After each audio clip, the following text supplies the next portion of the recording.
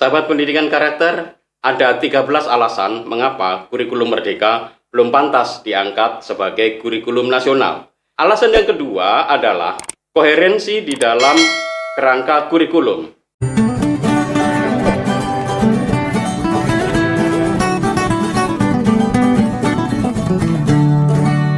Tanya Pak Doni saja.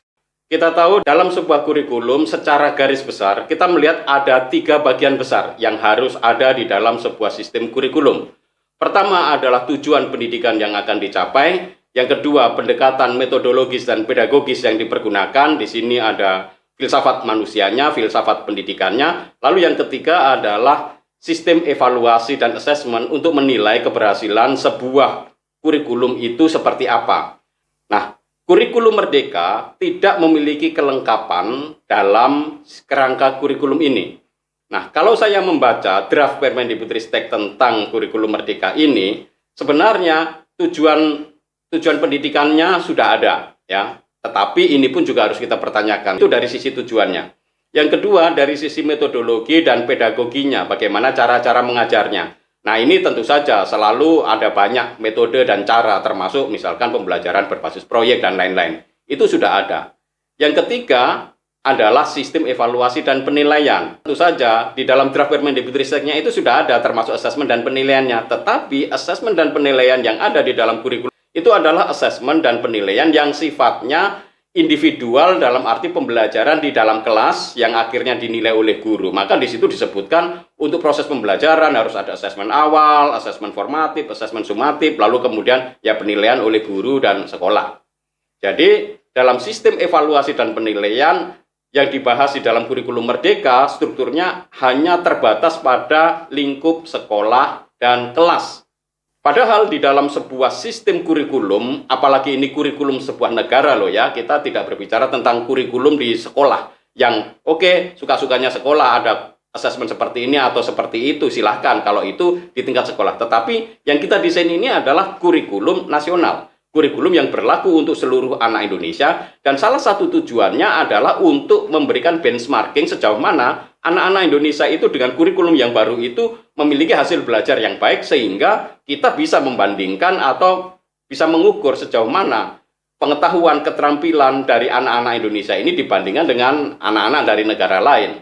Karena itu perlu semacam evaluasi yang independen dan objektif untuk menilai sejauh mana hasil belajar anak-anak Indonesia ini bisa ditera. Tetapi ternyata di dalam keseluruhan kerangka kurikulum yang dikembangkan di dalam kurikulum merdeka, sistem evaluasi dan penilaian inilah yang rapuh. Saya sudah pernah membahasnya di dalam kritik terhadap kebijakan Merdeka Belajar, yaitu sistem penilaiannya rapuh. Ya memang di dalam kurikulum merdeka itu sistem penilaiannya rapuh. Yang diutamakan dan diprioritaskan adalah penilaian guru terhadap siswa dan penilaian sekolah terhadap siswa. Maka kenaikan kelulusan semuanya tergantung pada sekolah dan guru. Tetapi kita jangan melupakan bahwa anak Indonesia itu kan perlu juga memiliki benchmarking yang bisa distandarkan secara nasional. Dalam arti seluruh anak Indonesia seharusnya memiliki benchmarking yang sama. Kompetensi, pengetahuan seperti apa yang minimum yang harus dimiliki oleh anak-anak Indonesia. Dan penilaian dan evaluasi seperti ini tidak dapat dilakukan oleh guru maupun sekolah karena sangat bias. Sekarang ini ya rapot sekolah, kemudian nilai kelulusan itu semua ditentukan sekolah. Maka suka-sukanya sekolah di sini bisa jadi terdapat manipulasi yang selama ini terjadi banyak sistem katrol dan lain-lain. Tetapi kita tidak memiliki sebuah sistem secara nasional untuk menilai hasil belajar peserta didik masing-masing individu per individu yang dilakukan oleh sebuah lembaga mandiri independen yang non-sekolah. Entah itu pemerintah, entah itu oleh negara, entah itu oleh lembaga mandiri yang independen yang tidak dapat diintervensi oleh pemerintah, sehingga lembaga ini dapat mengukur dan menilai sejauh mana kualitas pendidikan anak-anak Indonesia berdasarkan kurikulum yang diterapkan. Kurikulum merdeka memiliki kelemahan yang sangat fundamental di sini. Jadi ada defisit terhadap sistem assessment untuk menilai hasil belajar anak-anak Indonesia secara objektif, dan penilaian ini dilakukan oleh lembaga yang mandiri atau independen, sehingga tidak ada manipulasi dan intervensi. Di banyak negara, sistem kurikulum itu selalu menyertakan sebuah sistem penilaian yang objektif yang dilakukan untuk menilai hasil belajar atau kompetensi individu per individu. Kita ambil contoh lah, misalkan Singapura. Singapura itu bahkan di dalam setiap level pendidikan dasar, menengah tinggi, anak itu ada ujian negara di situ. Mereka itu mendapatkan semacam ujian negara. Sehingga negara tahu anak-anak itu kompetensinya seperti apa. Di Finlandia pun demikian, meskipun negara ini lebih berfokus berpusat pada anak, tetapi pada akhir setelah mereka belajar 12 tahun sebelum mereka masuk perguruan tinggi, mereka tetap memiliki sistem ujian yang menguji hasil belajar peserta didik untuk menilai kompetensi dan kemampuannya. Kurikulum Merdeka tidak memiliki mekanisme yang seperti itu, sehingga apa yang terjadi di sekolah kita, ya anak-anak hanya belajar saja. Kita tidak tahu lagi apakah anak kita itu sebenarnya pinter atau tidak, perform atau tidak di sekolah, memiliki skill yang memang dibutuhkan oleh rata-rata semua anak Indonesia, atau pengetahuan anak Indonesia itu kira-kira memiliki kemampuan minimum yang diperlukan untuk menjadi warga negara yang merdeka dan bertanggung jawab. Kita tidak memilikinya.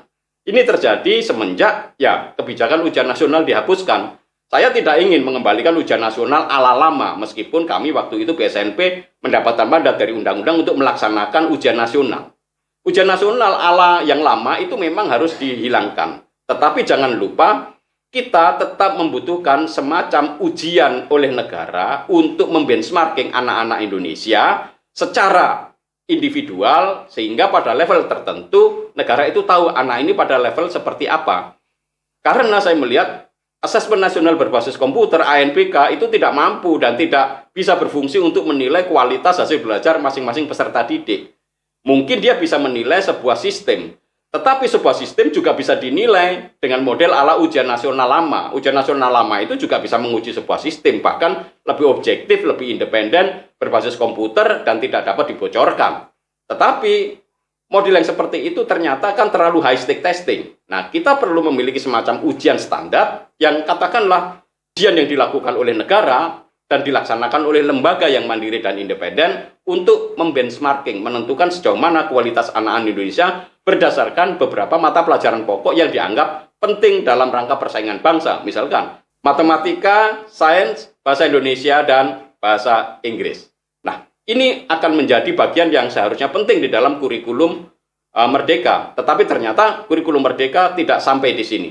Kurikulum Merdeka memiliki defisit di dalam sistem asesmen nasional yang membuat kurikulum Merdeka ini menjadi rapuh. Karena itu, kurikulum Merdeka menurut saya belum layak diterapkan secara nasional sebelum kelengkapan keutuhan di dalam kerangka kurikulumnya ini dilengkapi dan disempurnakan. Sehingga ke depan kita sungguh-sungguh memiliki sebuah sistem kurikulum yang menguji anak-anak Indonesia itu dalam belajar. Jangan sampai anak-anak Indonesia itu datang ke sekolah hanya senang-senang saja, tetapi kemudian mereka tidak belajar.